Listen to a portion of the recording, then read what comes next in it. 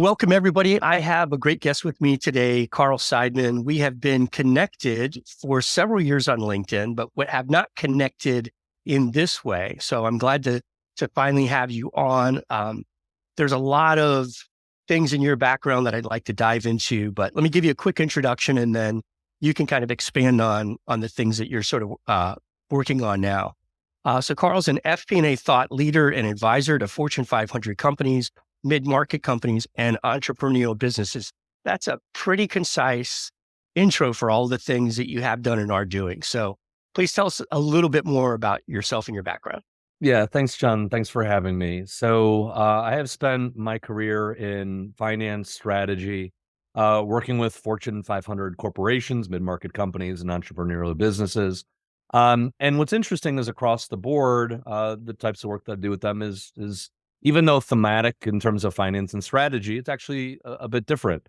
So with the Fortune 500 corporations, I'm typically working with people in training, development, culture, confidence building among their FP&A teams. In small entrepreneurial businesses, I'm often serving as a fractional CFO or a fractional FP&A. In many ways, being an outsourced financial advisor to those companies that are growing or might be a little bit more in an immature phase of their existence. Some of these companies don't have a CFO. Sometimes they have a weak CFO. Sometimes they have a controller. And so I work with them to help build their people, their process, their technology, their culture that all revolves around accounting, finance, and FP&A. And then those mid-market companies, those are the ones that are often going through some kind of an evolution from implementation of technology to hiring and developing people, fundraising, or positioning for their next phase of growth. Pretty broad. So yeah, some of that kind of touches on some of the things that I did before I transitioned into more of the training end of things. So one of the things I always like to start with is to get a little bit of context on you, the person, not just the FP&A professional. I think that kind of helps people round out a little bit more of the picture of kind of where you're coming from. So tell me a little bit about when you were growing up, what are some of the things that you thought about that you might want to do when you grew up? And is there any through line between those thoughts as a kid and what you're doing now? That's an interesting question. I think as I was listening to you ask it, I was going to say, no, there is no through line. Because when I grew up, my father is a retired physician. And so I was just surrounded by, healthcare and medicine when I was growing up. And I assumed that that's what I was likely going to do. When I started in college, I was in sciences and I was going to go into, professional school eventually. Mhm. But very quickly, I realized that I didn't want to do that. I was in some coursework and I said, I don't want to go through 4 years of science and math curriculum to then start doing the types of work that I want to do. And I Makes think sense. what that conditioned me for was I want to do things that are very tangible and very relatable to the things that I like and the things that I want to do. And so Makes sense. after a semester in school, I decided to go into business. Why did I go into business? Because I knew of people and their parents who were in business. And I said, there's so many different things that you can do about that. I was also dabbling in some coursework at the time. And I said, this is what our world is. This is Yeah. economics. This is what I hear about on CNBC. This is what I read about in the news. So it started to become very tangible in school when I moved over to business and then finance and economics and accounting. But there was one little nugget that when I was, I think, 17 or 18 years old that really did create a thread throughout the rest of my life. When I was 17 or 18 years old, I started a business tutoring guitar. And I believe I had more than 25 students at the time of all different ages. I had elementary school kids, I had a retired woman, I had a wedding photographer, and everybody in between.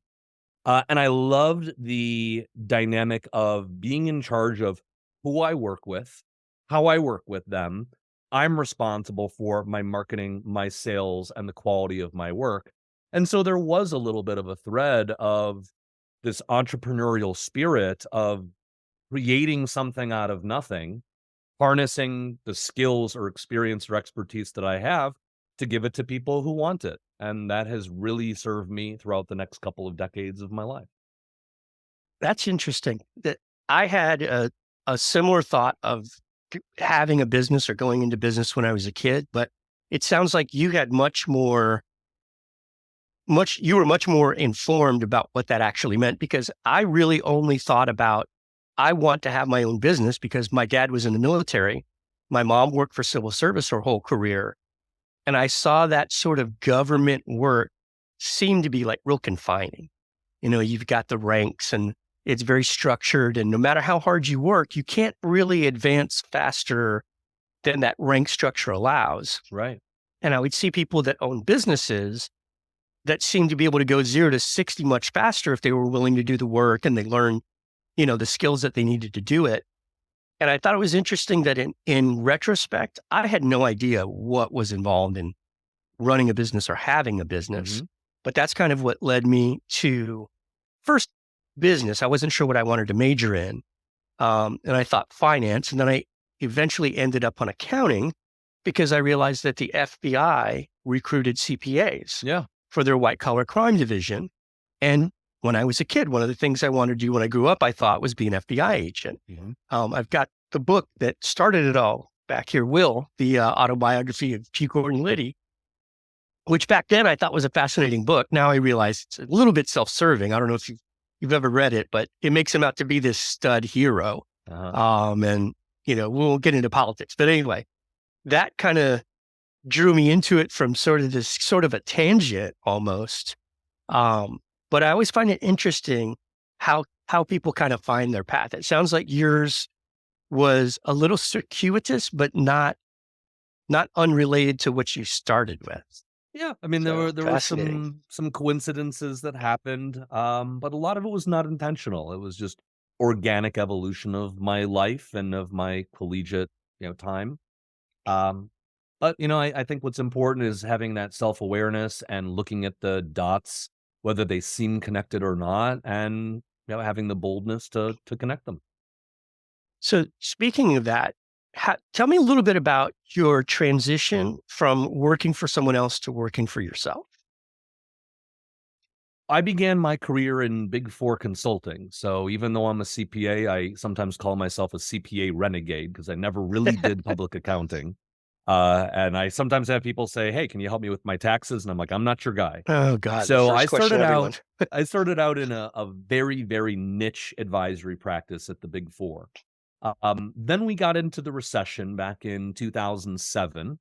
And I asked myself, well, what's going to be busy? What's going to be stimulating? I was very hungry to learn and very hungry to grow.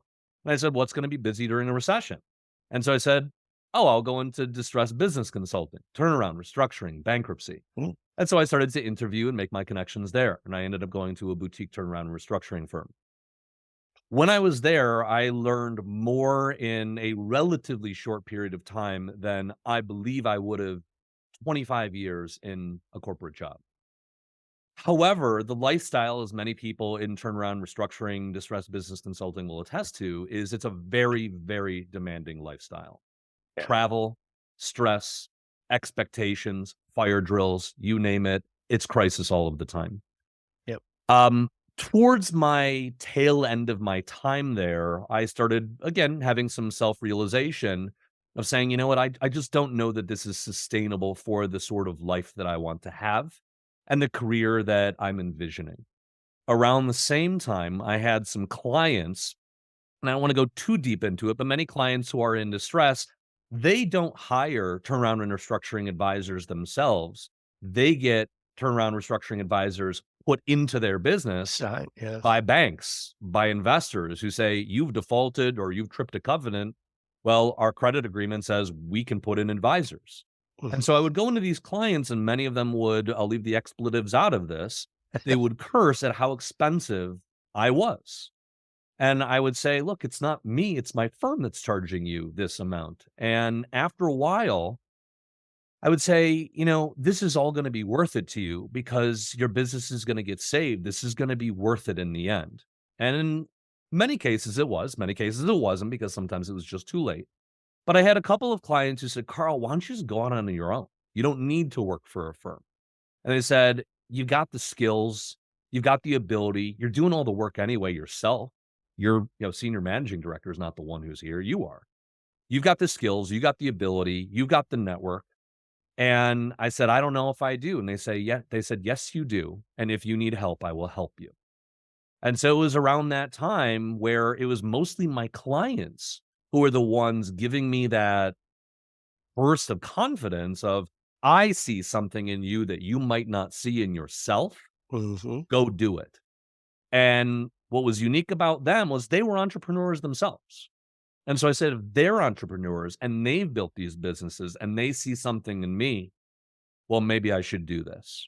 And so I ended up leaving. I took a year off, a year sabbatical, where I traveled around the world. And while I was traveling, I built my business. And when I came back to Chicago, which is where I live, I had, I think, 8 what I called executive coaching or fractional CFO clients. And I also did some training on the side. And that was the start of my business. And any cool stories from your travels?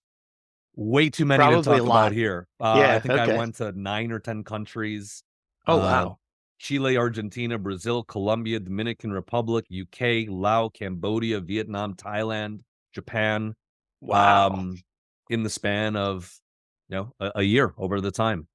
Do you, But amazing stories, amazing people, and what may be kismet is sometimes when you just go to travel without being a tourist and trying to see something that you wanna see, things just happen. You end up seeing what you end up seeing. You end up yeah. meeting random strangers, and you have conversations with people that you could have never planned, and they can be life-changing, and many of those conversations were. That's interesting. I just interviewed Ron Montero yesterday, and we were talking about a similar type of thing in collaborations or networking events or places you go where, as someone who's had the word planner or planning in my job title for most of my adult life, I tend to always have an outcome in mind. And it's only in the last handful of years that I feel like I've kind of let myself say, all right, I'm going someplace where there's some good things happening. I'm not sure what's going to come of it, but Mhm. there's smart people, there's good people there that I want to associate with.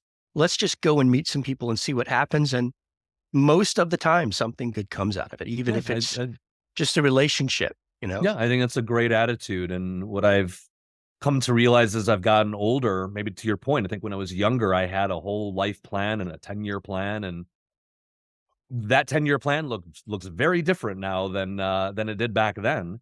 But what I say to people now who say, "How do you do what you do? How have you done this? And what recommendations do you have?"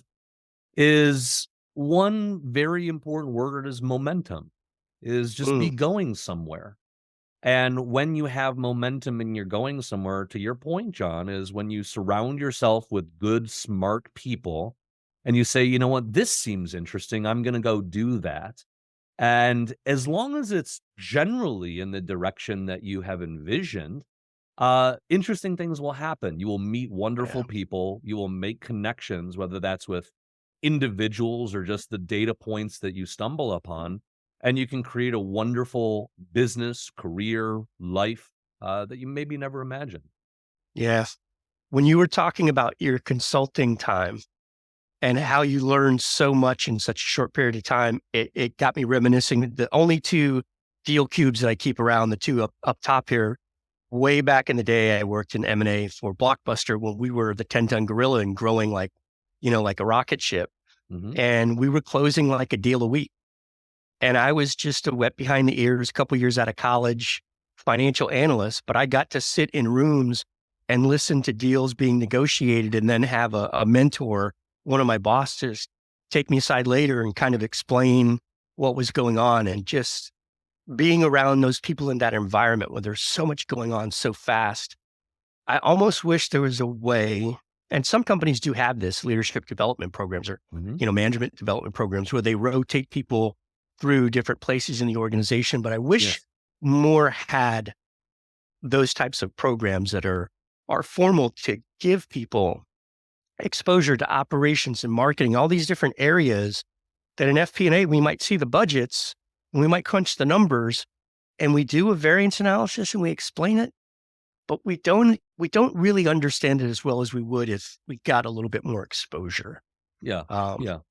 I so totally agree with you. And I've had the good fortune of working with a number of Fortune 500 companies with financial leadership development programs, and they invest very heavily in these programs to the points that you just raised. Is it's not about taking one job and getting experience in that job. It's getting to see the entire business and how what you do connects to it. yeah, I used a term years ago that I haven't used for a while called SWAT on the fly, meaning if you can get out of your office and sort of that, management by walking around sort of concept, and just think about that SWOT analysis mindset as you're kind of going through your day and interfacing with those people. Maybe you're an FP&A and A and working on a budget, and you got a budget meeting with the VP of marketing. Have that sort of SWOT mentality in your mind as you're going through all the time.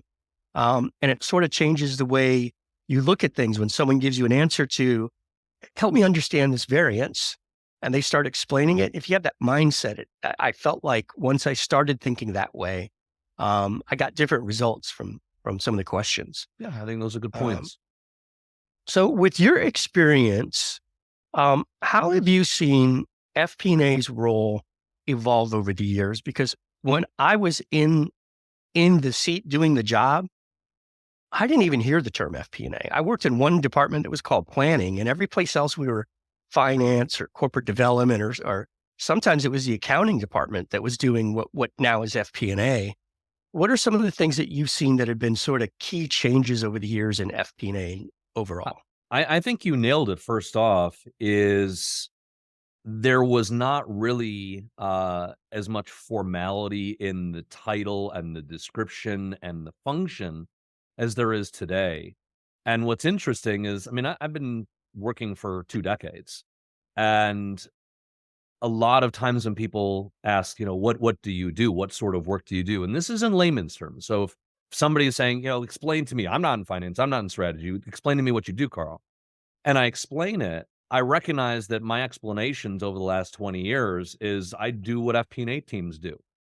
And even though I have never formally been director of FP&A in a company, I've been doing FP&A for 20 years. So to your point, there wasn't really as much formality in the title function roles as I think that there is now. In addition, at least when I was in school, there was a bit of draw and buzziness to management consulting and to investment banking, and maybe not as much attraction to going into a financial analyst role. Yeah, Whereas same when I today, yeah, started. whereas today, if you were to look at job descriptions and opportunities, where a lot of college graduates are now going is into FP&A. So Yeah, I think that it's just become more of an evolution of this is truly an established function and department at a company. We now know what this is. We now yeah, want to structure this in, underneath the office of the CFO. And in that same regard, John, is it's not, okay, I'm going to put you FP&A analyst in this one role, and that's just where you're going to be, and that's what you're going to do. That might be where you start, but the expectation, to the point we just said 5 minutes ago, is that you're really going to start to understand the business. You're yeah, going to start to, in your words, conduct an ongoing SWOT analysis of what are the opportunities in this business that you as the analyst are seeing that your manager or your director, they do not see because they're up here. And yeah, so I think that the expectation is now you're not just going to be a finance or an accounting person, you're going to be a business strategy and operations person. You're going to have to understand finance, accounting, operations, procurement, human resources, pricing, and then also become an excellent communicator and storyteller as you're growing. yeah. It almost sounds like a management consultant. Right. If you think about the description, right? Correct. Yeah. And it's interesting. Now that I'm thinking back as you were describing that, maybe that was what drew me to FP&A because I started in public accounting. Then I went to M&A really just because I thought it sounded cool. I didn't know what the heck was involved in actually doing the work. It ended up being really cool, but then we got bought and I knew how that went usually. So when the recruiters were calling and FP&A job popped up at Royal Caribbean, and I thought, well, this sounds pretty cool, as they were describing the things I'd get exposure to. And we reported right up to the CFO. And special projects was one of the things that was, in our domain. And at that time, Royal Caribbean was growing really fast. So it just sounded like an opportunity to kind of get my hands in a lot of things. It turned out to be exactly that. Hmm. And obviously I'm biased, but I think it's one of the coolest areas that a person with an accounting or a finance background could get into if you want to get out of that um, sort of one lane, so to speak. I agree. Um, what do you think would be, as you were talking, the first part of what you were saying made me think probably one of the first things people need to get in their toolbox is business acumen. Then you also mentioned communication skills. If someone was in accounting, and I'm guessing you get this question a lot because I get it all the time on LinkedIn. I'm an accountant or I'm a financial analyst in XYZ department, and I'm thinking about going into FP&A. What are some of the things that I should be learning to help me make that transition? How would you answer that to someone? Yeah, I actually get that question a lot too. And especially in public training programs that I do, I get a lot of controllers, a lot of CPAs, a lot of accountants who come in and they say, I want to do more FP&A work. How could I do that? And to your question, John, is one, how can you do it? But two, what's different about the thinking? And as I share with people who I coach and who are my clients and who I do training with, I often teach from a thinking standpoint, not necessarily just from a doing standpoint. It's how do you Okay. think about what it is that you're doing? How do you think about your own thinking? And Mm. thinking back to when I was getting my CPA and I was focused on accounting, the reality with accounting is there are rules. You're either right or you're wrong. This has been around for thousands of years. I mean, even though we think, oh, yeah, we're in modern society now, double sided accounting has been around for a very, very, very long time. It's not Mhm. dramatically changed. But the difference between accounting and finance, you're often wrong. But just because you're wrong doesn't mean that you are partially right as well. And the reason why I frame it that way is if you're thinking, let's just talk about budgeting and forecasting and projections, that's all forward looking, that's all future looking. Mhm. And I can't tell you what's going to happen tomorrow. I can't tell you what's going to happen a week from now, a month from now, a year from now. Yeah, I was listening to the radio earlier today as I was driving my kids to school, and we're talking about inflation and the consumer sentiment around what do people think is happening with inflation versus what really is happening with inflation. And the expectation is that inflation is going to continue to improve. But it's anybody's guess what that's really going to look like. And that's why we put smart people at the Fed and at the SEC and other governmental organizations. But to think about moving from accounting over to finance, it's saying, okay, what are my best assumptions? What are my best guesses? What do I think is going to happen? Even if I'm wrong, can I put together assumptions and data and vouching of what I'm coming up with to convince somebody like you, John, that I have put together something that's well buttoned up? And John, you might say, Carl, I don't necessarily agree with you here, but I can understand where you came from. Right. And I like your thought process. So when we put something together for a company, or whether it's for a company or for our own business, we are going to be wrong. But if I get somebody Yeah. like you, John, saying, Carl, I like your thought process. I totally understand where you came up with this. I don't entirely agree, but you know what? Let's go with this. So it's Right. that intangible of uncertainty that also has a balance of certainty and confidence that you can layer in. It's about decision making with confidence rather than decision making with 100% accuracy and precision in everything that you do. That's the Yes. difference between FP&A and accounting. Yeah. Two words that jumped to mind for me when you were describing it from the beginning was rules versus problem solving. Right. Right. And when I hear people say, someone that first realizes I'm an accountant, they're like, oh, you must be good at math. I'm like, you clearly don't know much about accounting is not about math. It's about rules. Mhm. Right. Versus FP&A, to me, it's more about problem solving and insights. And while you were talking, it made me think of, are you familiar with that book, Thinking in Bets? by Annie Duke? I'm familiar with it. I've never read it though. Okay, I think you would love it. So her whole premise, if you, her background, so she was a She was a PhD professional poker student. player. Yeah, she was a professional poker player, but she was a PhD student before that. Oh, really? And I Okay. think she was studying cognitive psychology. And so she takes a sabbatical. Her brother says, "Hey, I think you'd be great at poker." Her brother teaches her poker. She becomes this, world champion poker player. She then goes back to her PhD program and she writes this book because she realized that in the decision making involved in poker is very similar in a way to decision making in business. In that sometimes you have incomplete information, incorrect information, lack of, all kinds of informational challenges. And I'm sure you recall back to when you were taking accounting classes and you get these big, long problems with like 10 pieces of information, you only needed one or two to answer the question. But in hindsight, I realized, well, they're trying to mimic the real world. The real world's not going to serve up just Right. the information that you need to solve the problem. Yeah. The real world just presents what is, and you have to find information and sift through and adjust and adapt. And so when I read that book, it was almost like an aha moment where I went, I've always felt like forecasting was gambling. It's just very well researched, very well informed, very methodical Hmm. gambling. But we're indeed saying, I bet that's the most likely outcome, or Hmm. the outcome that we want to work for. It may not be the most likely, but we'll devote our resources to aim at that outcome. Hmm.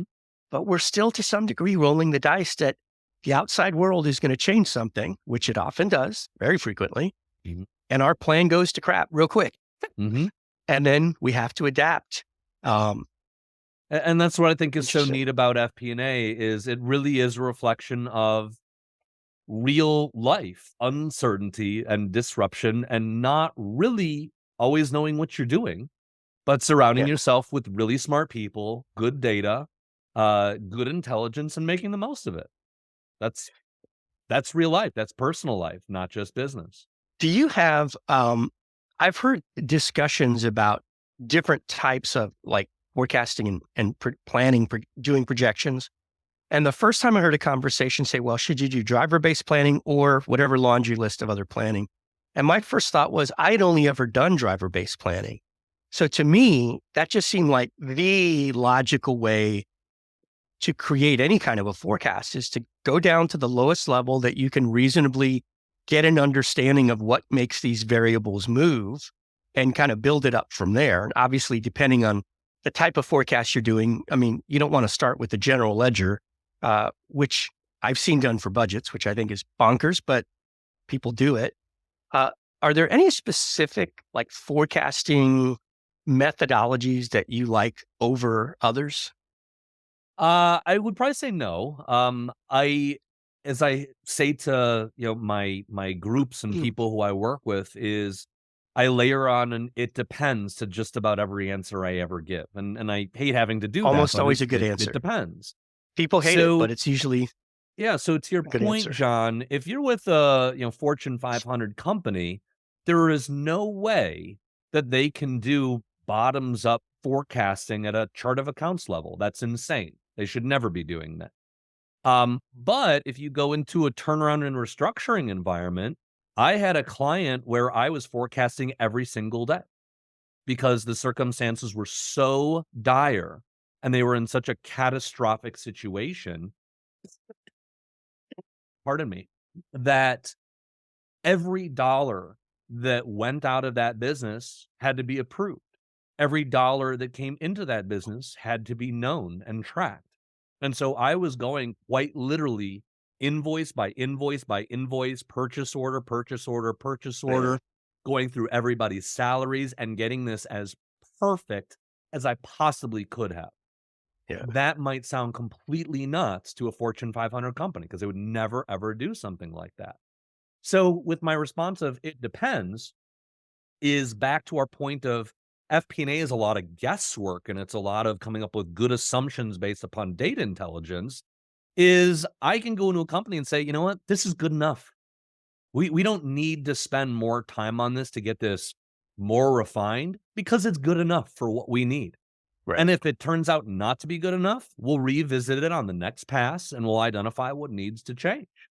So I've been mesmerized. We were speaking, a little bit earlier about AFP. I sat in on a session there with it was a discussion between a global head of FP&A at a big name company that everybody knows, and working with a partner in a management consulting firm that everybody knows. And they were talking about a multi-year long dynamic forecasting effort that they did. It was all driver based, driven by artificial intelligence, can be updated, I believe, in less than a week for every SKU across the entire globe. And the Wow. global FP&A head said, this is our most accurate forecast that we've ever built. And I think he said there were 4 primary drivers across all SKUs, across the entire globe. And I was like, "That's insane. I just can't believe that that's possible." And I emailed him afterwards, and I said, "I don't believe you." And he's like, "Well, it's 4 primary. There are some additional sub-drivers underneath, but this is true, and this took us years to get to." Wow. That does sound bonkers. I have seen what at the time it was a subsidiary of a Fortune 500 company that was in receivership. And their cash forecast was a daily nightmare for them because it was kind of like what you described. Every single dollar mattered. And it could be the difference. One invoice could be the difference between them deciding to close a location or make a significant change in the business plan. Right. It And it completely sounds depends on the bonkers. circumstances. Yeah. Yeah. Yeah. If you've never seen some of those extreme situations, some of them sound almost like, that sounds like something that's made up for a movie or a case study or something like that. That This is stuff real. happens. Yeah. Yep. I worked at a startup company once where I think I was there 2 weeks, and literally the board of directors, the entire board of directors walked in, called the CEO and the CFO into the conference room and announced that they were shutting the company down. It was a subsidiary of a Fortune 500 insurance company. And if you would have told me that that's something that I would have been like the board of directors walking in and like on the spot. That just sounds ridiculous. It happened. Yeah, Stuff like that happens. it Yeah. does. It's a crazy world. Um, I wanted to ask you about, we talked a little bit about changes in FP&A, but when we look at changes in general, you mentioned AI. We talked a little bit about how FP&A didn't even exist as sort of that title or that department before. What are some of the things that you do to stay on top of changes in the world of finance, FP&A accounting, just in the sort of market that you operate in? I make a very strong intention of learning for the sake of learning, not just because I'm trying to get to a destination. I think that that's a core value I was raised with as a kid. Was it's not just learning to try to get to a diploma or a certification or something like that. It's learning because I love to learn. And so I go to conferences. I listen to what is going on in the world, as I just mentioned a few moments ago.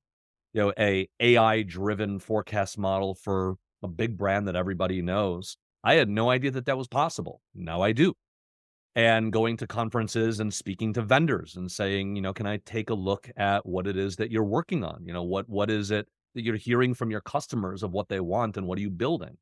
I'm in a very fortunate position because I am a thought leader and I have a pretty public profile in this space. Is I can reach out to companies and I can say, I'd like to see a product.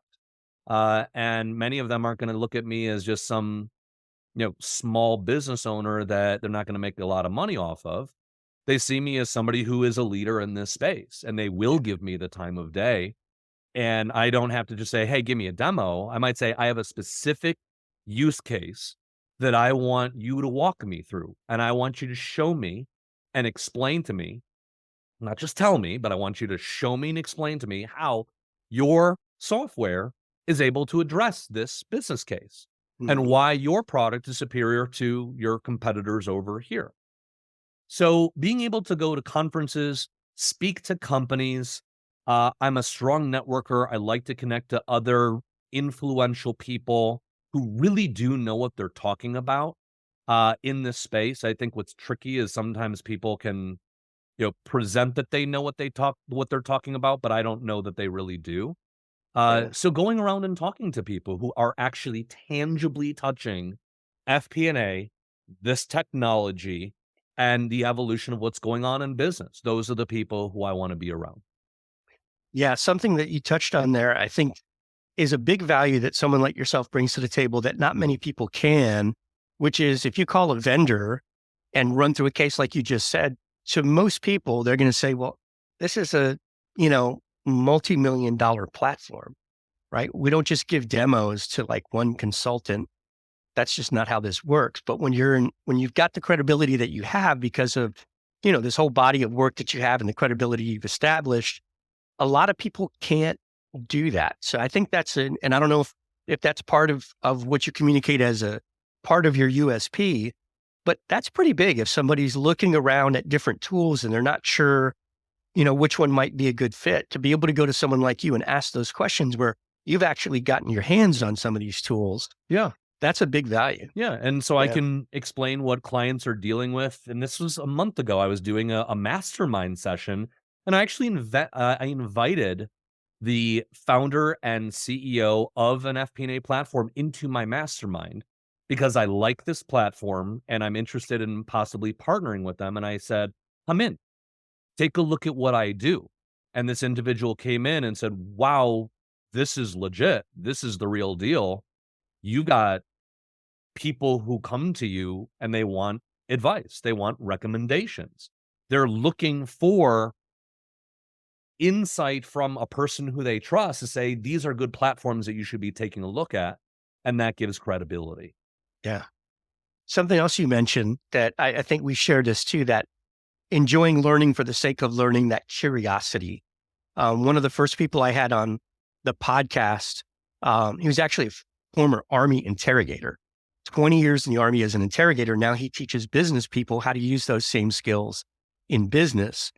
And we got on this topic of curiosity, and he said, if I could just teach someone how to be curious, I can almost forget about teaching them all those other skills because the curiosity will drive Yeah. so many of those different things. Yeah. I've worked Um, with clients. This still blows my mind because you and I come from deep education, lots of experience. And I've gone into some companies who were founded by somebody who never graduated from high school or never got a certification in finance or really has no true educational Formal. background, and they are crushing it Yeah. because they are curious, because they persevere, and in some ways having the background that you and I have can be an inhibitor to saying, "Oh, I would never take these kinds of risks." Maybe even going back to Annie Duke, where they say, "You know what? I don't even know what the risks are. I'm just curious and I'm going to persevere and I'm going to make it because I have to." Yeah. Yeah. It's interesting that one of the things that was it's still a struggle for me is having worked at big companies where everything has to be fully baked and as close to perfect as possible before anyone outside of this room sees it, whether it's a product or a report or whatever it is. I feel like that's held me back as an entrepreneur because you see, everyone now operates with this minimum viable product mindset, right? This agile startup where it's, hey, let's just have the bare bones of the product, get it out there, get some feedback and iterate. Mhm. That's been as someone who does training and I create courses, I've had a shift in my mindset that's taken me way longer than it probably should have to say, it's not perfect, but I'm going to put it out there and ask for feedback. Mhm. Have you struggled at all with that? Because you come from a big company background with, lots of rules and lots of structure. Yeah, I did earlier and I still do at times. But I also have so much experience and so many reps that I know that I can put something out that is great, and it doesn't have to Mm, be a minimum viable product.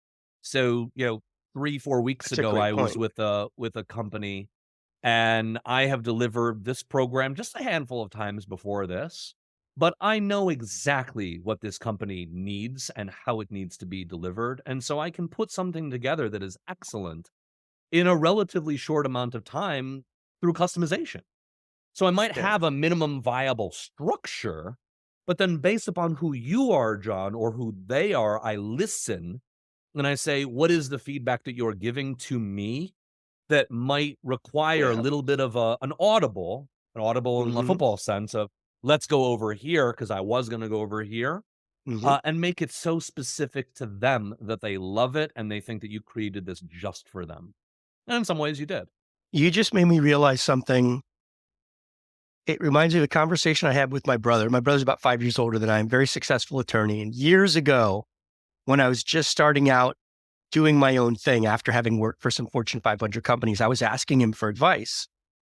And he asked me a few questions and he said a few things. And he said, "Do you realize every time you've asked me for advice, you already have the answer?" He said, "You just don't have the confidence." I was very young. I was in my 20s at the time. I didn't have a Mhm. lot of life experience. But I think what you just said makes me realize that I think I still need to be exercise a little more confidence, because when you said, I already know what's going to be a good product because you have that experience. Mhm. There are times I feel like that, and then I'll question myself sometimes. So I think I'm glad that I asked you that and you gave that answer, because it makes me think sometimes you just got to say, hey, I've been Yeah. doing this for a pretty long time. I'm pretty good at this, Yeah. right? It's not boasting. It's just, I know what I know, right? Yeah. Yeah. You wouldn't be at this place in your life if you didn't have experience and expertise in something that companies and people need.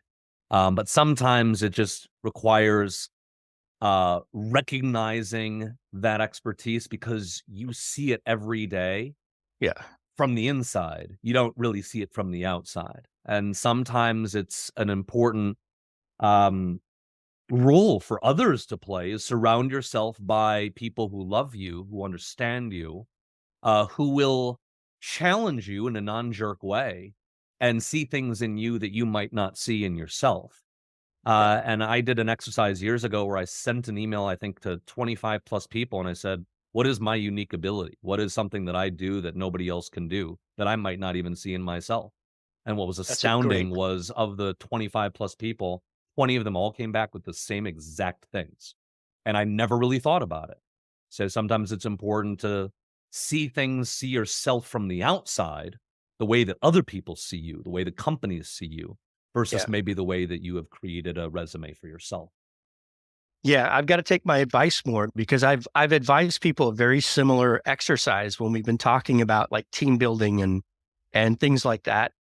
And even the idea of having a brag book, right, of your accomplishments, because I get a lot of introverts in my communication skills training, and they're struggling with confidence. And that's one of the things I've advised is, look, put together a brag book. And this is not to show everybody else. This is for yourself Mhm. to look at when you have any kind of a feeling where you don't feel completely confident in something, to look at that brag book and go, yeah, I did do that. I did complete that and get that certification, Mhm. work on that project and help that client and solve that problem. You can look back on it. It's not bragging. It's Those are, it's being it's, it's being kind to yourself and yeah, acknowledging the value that you have. yeah. And it's saying, you know what? I have proof that I know Mhm. what I'm doing. It's Right. not false bravado. So, Right. um, So I want to wrap up on a topic that is near and dear to my heart that you've touched on multiple times throughout this, which is communication. Mhm. Um, I shifted gears about 10 years ago to focus much more on the communication side of things, because Mhm. it was my biggest weakness. I always felt like I was a good people person, but I realized I wasn't as effective a communicator at work as I needed to be. So I'm curious, where do you see the role of communication in FP&A, and what are some of the things you could suggest that people who are looking to up their game in communication could focus on to start with? Wonderful question. I think if you found me at the very beginning of my career, I would say, "Oh, I'm a good communicator. I know how to write emails. I know how to talk to people." But I would have emphasized the importance of my technical skills and my technical ability. And I think, based upon what you just said, John, about not just this question, but also where you spend a lot of your focus in your work, is as time goes by, technical skills and acumen start to go like this. The skills They go curve, yes. really, really steep, and then they start to plateau. And I'm not gonna say that you stop learning, you always learn. But the reason why a lot of partners at CPA firms become partner at 35 to 40 years old is they've mastered that domain after 15, 20 Oh, years of work. They're good enough to be a partner at a big time firm. The reason that they start to excel and grow business and be seen as a trusted advisor, and or they are spotlighted in their early to mid 30s to become partner, is because of their communication and their leadership skills. So at this stage of the game is, I think, when you get to your middle of your career and beyond, I would say the communication is at least, if not more, important than the technical tangible skills that you would have as an FP&A person. When I do my training programs and I'm with my masterminds, I know this technical stuff inside and out. And a lot of people say, Carl, how much modeling do you do now? Or, Carl, how, do you create these things from scratch? And I say, I do very, very little of this now because my role is going into companies and empowering them, teaching them, mentoring them, coaching them. And the word that I'm going to say that brings all of this together is the ability to facilitate yep. growth and conversations. You are not a great communicator. You are a great facilitator of relationships, communication, work product, and more. Now, the way that people can do this, I'll share the quick and easy way, is start getting experience in public speaking. I am not bashful in recommending Toastmasters. I have not been in Toastmasters for a long time, but I have been in, I think, 4 or 5 different clubs on and off over 20 years. And I go in and sometimes people are like, well, why are you here? Like, you already know how to do all this stuff because you can always get better. You Yep. can always practice. You can always try new things in a safe, protected environment rather than going in front of a client in a high stakes situation and embarrassing yourself or doing something Mhm. incorrectly. So getting practice, putting the reps in, becoming aware of what's working and what's not. I'm in the National Speakers Association. I'm surrounded by the best of the best speakers. I watch them on YouTube. I say, why is this person so good and so successful? And what is it about that person that it just doesn't resonate with me? And then within the workplace, rather than, focus just on public speaking, find mentors, find people who you admire, and ask yourself what it is that you like about them. Why do you admire them? What is it, not just about their intelligence, because that might just be a little sliver of it. What is it about their demeanor, their emotional intelligence, the way that they talk to you, the way that they lead and empower their team?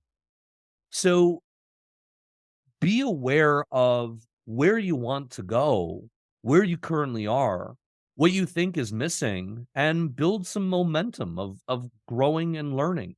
You never get to the finish line.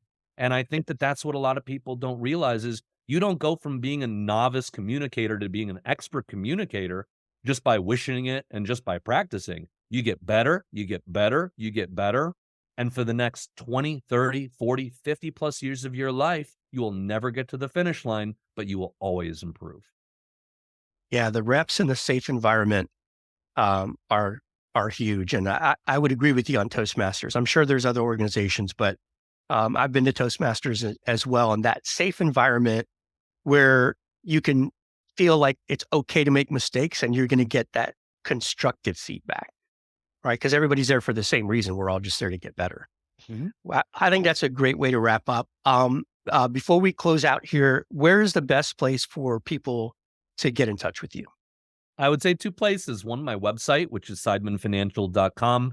You learn a lot more about what I do, as well as my contact information. You're welcome to submit a contact, your information, and I'm happy to be in touch with you.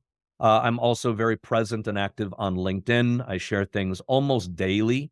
And a lot of what I share there is based upon decades of experience. I am not there just to talk about myself. I'm there to share tips, tricks, techniques, experience stories that have added richness and color to my career and to my life, and that I also believe that a lot of people can learn from as well. And we'll put all your contact details in the show notes. And I would just add on to that, your content is what I see that sets your content apart is there's a lot of meat on the bone with your content. It's not just this kind of light fluff. It's not Carl looking into the camera and just giving you some pithy quote, right? It's real meat and potatoes. I've seen some of them where you're working through a projection or a spreadsheet or something. It varies, but there's a lot of meat on the bone with your I content. appreciate that. And what makes my day is when I get messages from people who are like, I watched this video through and through, and I took this and I implemented it at my company. Yep. Or I took this template that you gave away and I just built a comprehensive cash flow forecast at my company, all off of LinkedIn. Yeah, good stuff, man. Good stuff. That was Carl Seidman, and we'll see you on the next episode. And remember, communication is about more than words.